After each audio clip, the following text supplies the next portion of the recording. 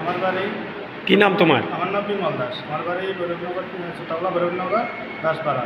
আমার ছোটো ভাই গত 27 তারিখ স্কুলে গেল। স্কুলে যাওয়ার পথে আমার ভাই স্কুল করে বাড়িতে আর ফিরেনি। স্কুল করার পরে বাড়িতে আর ফিরেনি। কোন স্কুল?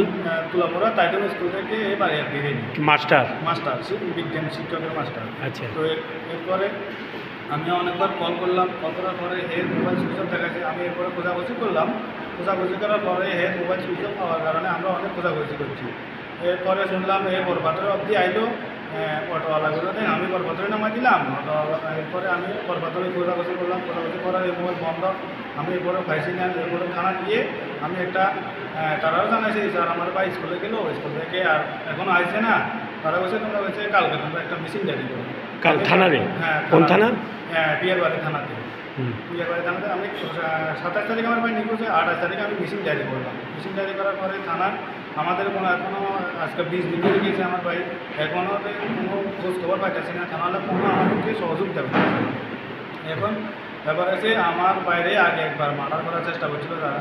এখন আমরা থানাওয়ালারা জানাতে আসি যে আমার বাইরে আগে একবার মার্ডার করার চেষ্টা করছিল।